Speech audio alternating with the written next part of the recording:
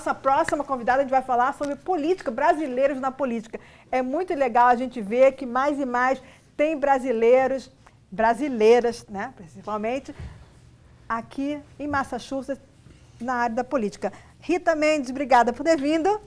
Eu que agradeço o convite, muito prazer poder estar aqui fazendo parte mais uma vez do seu programa. A primeira vez que você veio tem já alguns anos, né? Já, foi logo no início, quando eu estava concorrendo para vereadora da cidade de Brockton, foi. Então, você ficou como vereadora há quanto tempo? Na verdade, eu ainda sou vereadora da cidade de Brockton. Fica como as duas coisas?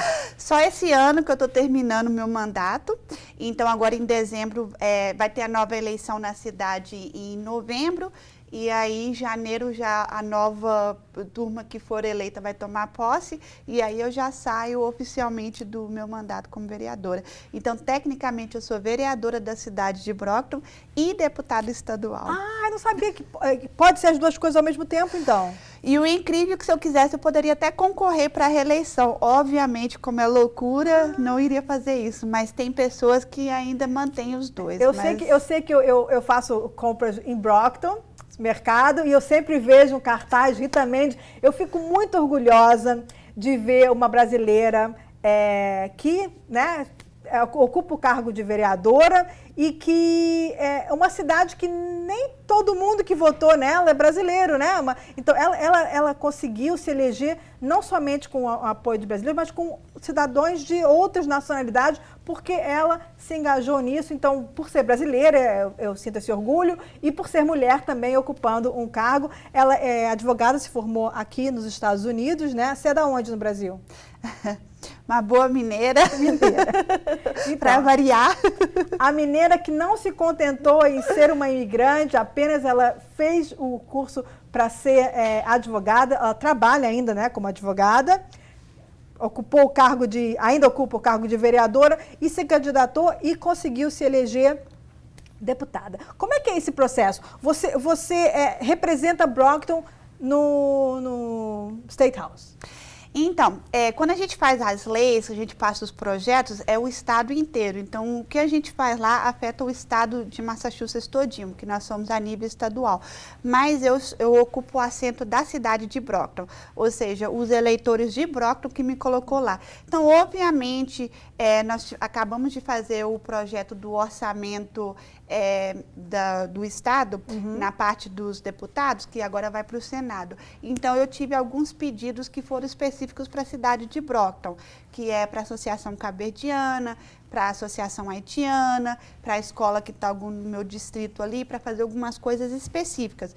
Mas, no geral, a maioria das coisas que a gente passa, projetos de leis, dinheiro, as verbas que vão, é para o estado inteiro. Só que eu ocupo o assento da cidade de Brockton. Foram os eleitores de Brockton que me colocaram lá. Então, algumas coisas específicas a gente tenta levar para a nossa cidade. Quantos deputados tem de Brockton lá no... O total no estado de Massachusetts, nós somos 160 deputados e a cidade de Brockton tem 3 deputados. 2 representam somente partes da cidade de Brockton e 1 representa uma pequena parte de Brockton e as cidades vizinhas, que é Easton, Bridgewater. Então, somos 3 no total. E você representa o quê? Só Brockton. Só Brockton, entendi. Exato. E você se elegeu com quantos votos? Eu me elegi, meu marido que gosta de falar dos números. Foi mais de 5 mil votos. Então, na verdade... Quantas pessoas moram em Brockton? Então, na verdade, eu me elegi como vereadora, foi com mais votos, porque é a cidade inteira. E esse assento, para mim, era só uma região, uma partezinha da cidade de Brockton. Então, não era a cidade toda. Só essa partezinha que podia votar, então? 45 mil pessoas, mas não são todas que votam. Que votam por causa de cidadania, porque são eleitos e tudo. Então, eu represento 45 mil habitantes na cidade de Brockton. No total, a população é 105 mil. E você, então, com os 5 mil votaram em você e te colocaram lá. Tinha quantos concorrentes para você? Tinha 3 concorrentes e eu, 2 oficial nas urnas e 1 estava concorrendo por... Write-in. Então, assim, tecnicamente só teve eu mais uma outra vereadora que também é vereadora da cidade de Brockton já há muito mais anos, bastante conhecida, e eu ganhei, assim, com uma proporção muito grande. Uau, uau. Quase 3 por 1. Você se deve isso ao quê? Ao que você já vem, se já era vereadora há 3 anos. Então já era conhecida. Quando eu concorri, eu era vereadora 2 anos e pouco. Ia fazer. Era bem recente. O que eu penso é dedicação mesmo, porque igual você falou no início, foi bem verdade. Não foi necessariamente os brasileiros que me elegeram, e é meio confuso. Por eu ser de Brockton, até lá no State House eles acham que eu sou caberdiana. Mas não sou caberdiana, sou brasileira, mas não é de Brockton? Mas Brockton tem brasileiro? Brockton é a cidade que mais tem cabo-verdiano, né? Exato. Aqui em Massachusetts. Massachusetts é a cidade que tem mais cabo-verdianos, é a cidade de Brockton. No Brockton tem mais cabo-verdianos do que em Cabo Verde. É muito, praticamente. Mas no início, eles votaram para mim achando que eu era cabo-verdiana. Sem saber. Depois, quando eles descobriram, aí já era tarde demais. Eu falei assim, já votei para você, eu gosto de você, vou continuar votando. Enfim, me adotaram mesmo. Eu falei que agora falta só eu ir para o Cabo Verde para mim poder ficar oficial como cabo-verdiana, pegar meu passaporte. Já falei para o presidente do Cabo Verde, quando eu for... eu vi uma foto, ele teve aqui, né? Teve. O presidente veio aqui, então é muito importante a gente estar bem ali. Então, assim... Eu tive essa comunidade que adotou bastante os brasileiros, que gostam muito de brasileiros, e os haitianos também gostam muito dos brasileiros, muito, muito mesmo. Então, juntou essas duas comunidades que consegui conversando, e também é muito trabalho, porque quando eu fui eleita bem quando logo veio a pandemia, então eu comecei muito na linha de frente ali, ajudando, trazendo ônibus de vacinação para a cidade, tendo certeza que as pessoas tinham alimentos básicos, cestas básicas, distribuindo máscaras, distribuindo, sim, todas as coisas que tinha naquela época. Por falar nessa questão de saúde, Brockton tem agora um problema recente, que foi o incêndio do hospital, que é o maior hospital ali, e então eles tiveram que repassar todo mundo para outros hospitais. Estamos trabalhando nisso também na linha de frente. A gente pensa assim, acabou a pandemia, vamos respirar. A cidade de Brockton já é uma cidade assim, bastante vulnerável, porque muitas pessoas lá que vivem uma vida muito simples, que passa bastante necessidade, uma cidade pobre. E agora a gente está com essa questão do hospital, o hospital fechado, o hospital de Brockton, que não é só a cidade de Brockton, mas toda aquela região. Então, o Good Samaritano está bastante afetado, sobrecarregado. Os hospitais, o de Weymouth está sobrecarregado.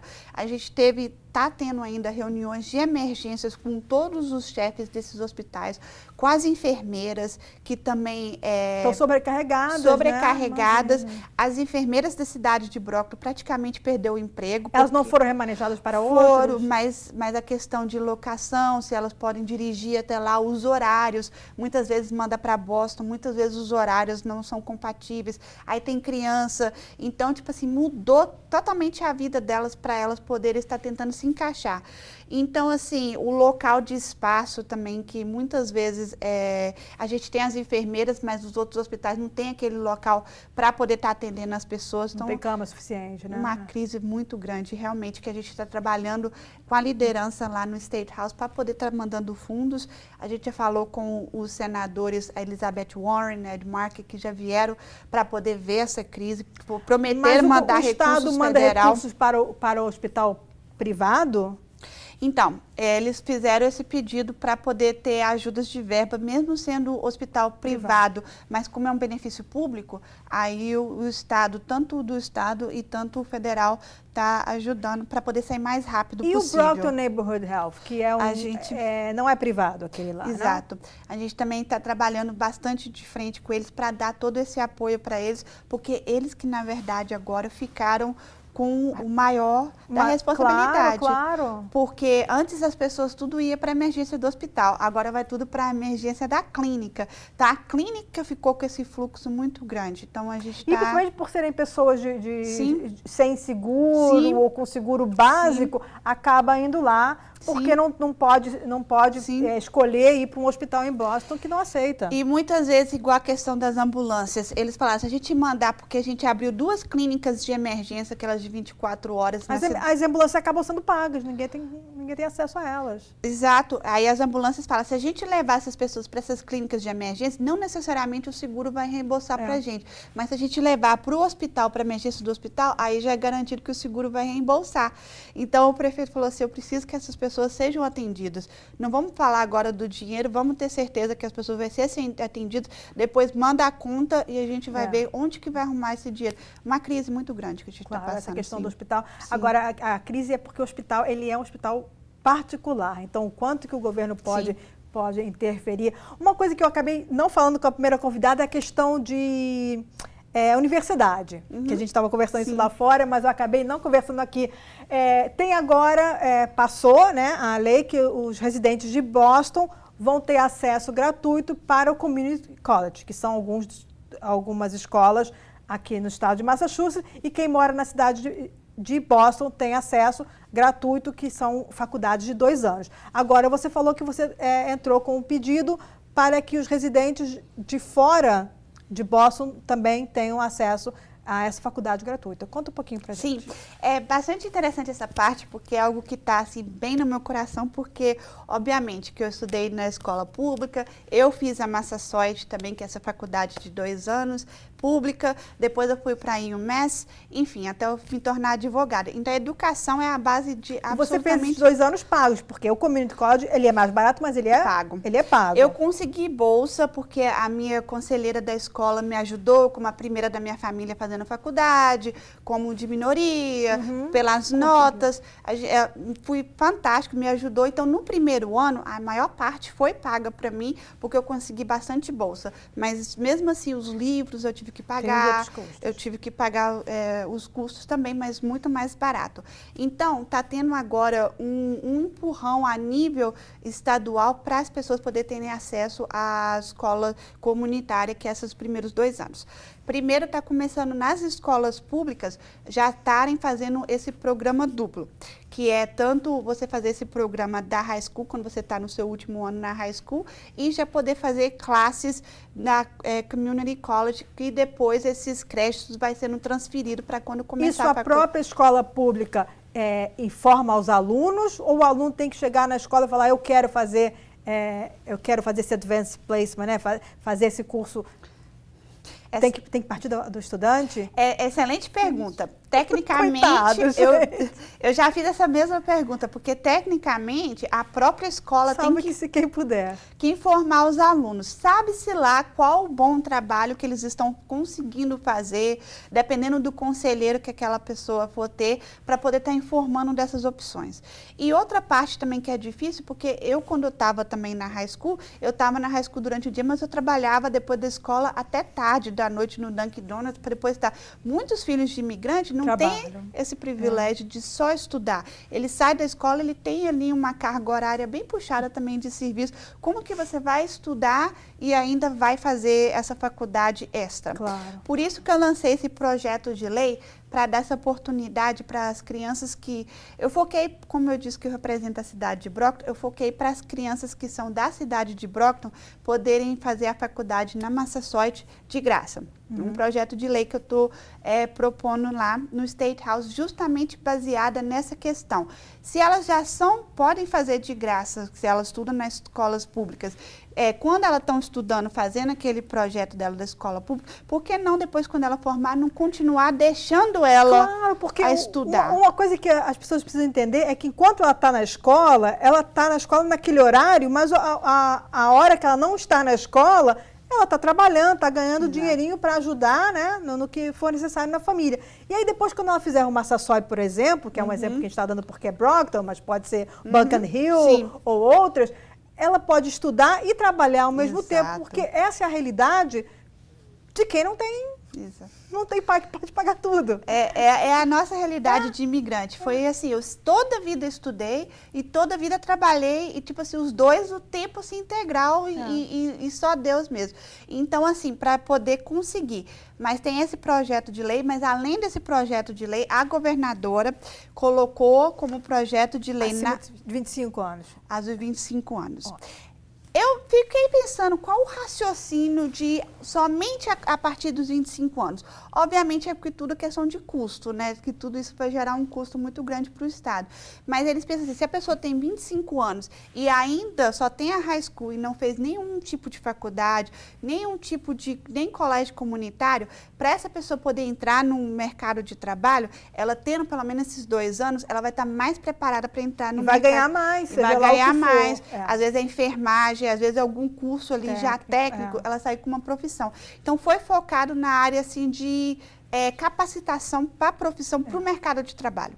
Agora, uma coisa que é importante também a gente educar o brasileiro é que esse investimento desse tempo dele num curso de 2 anos vai melhorar a longo prazo. Quer dizer, ele vai conseguir um emprego melhor agora, mas não só isso. Aquele emprego que ele está, que fica em pé o dia inteiro, ele vai ter um outro tipo de emprego, de repente uma coisa mais técnica, que vai ganhar mais, vai poder trabalhar menos horas, né? Essas coisas todas, então a pessoa tem que ter essa visão e se tiver a oportunidade de fazer esse curso de graça, melhor ainda, vai poder fazer esse curso. Pouco a pouco a gente vê, né, alguns brasileiros investindo nisso. Melhor do que nada, a partir dos 25 anos, que já é alguma coisa muito grande. E é um bom começo, que depois que fizer isso dos 25 anos para cima, ver que foi bem sucesso, vai falar assim, então por que não estender para quando eles formarem da high school, poder continuar já, para não ter esse gap. Vou esperar até... Esse gap, porque uma vez que a pessoa para de estudar, acho que a pessoa não volta nunca mais. É difícil. Justamente. Então, por isso que começou uma idade de 25 anos e depois eu espero que a gente vai chegar num ponto que vai se estender, pelo menos a faculdade pública, se é pública, a gente deve ter essa obrigação, igual às escolas que as crianças, a gente tem a obrigação de educar as crianças, a gente tem essa obrigação. A gente vai só encerrar aqui. Eu só queria uma coisinha rapidinho. Conta pra mim se teve algum tipo de preconceito quando você chegou no State House. Como é que foi a recepção? Quem mais está de brasileira lá? Somos 3 brasileiros, sou eu, a Priscila e o Danilo. Priscila Souza e Danilo Sena. Então, somos 3 brasileiros. Por incrível que pareça, a recepção foi excelente. A primeira vez que eu fui entrar no State House lá, eu não tinha minha credencial ainda, porque eu tinha sido eleita, mas ainda não tinha tomado posse. Aí fui barrada pelos guardas, porque eu estava indo com um deputado da minha cidade, e aí eu não podia entrar naquela porta, ele teve que conversar, falei assim, primeira vez para mim entrar, já estou sendo barrada, mas tá bom, estou aqui dentro. Que bom, que bom. Mas foi a recepção foi ótima. Graças a Deus. Obrigada por ter vindo e parabéns pelo seu trabalho, continua acompanhando o seu trabalho. E no que precisar, a gente está aqui para divulgar. Sempre às ordens, é sempre um prazer poder estar com vocês. Tá bom. Obrigada, então. Até a próxima, a gente vai ficando por aqui. Ela é boa praça, tanto brilho, tanta graça, mulher brasileira, com jeitinho todo especial. Ela vem chegando, agitando com seu alto astral. Ela faz sucesso, o canal é certo. Ela quando chega, é dona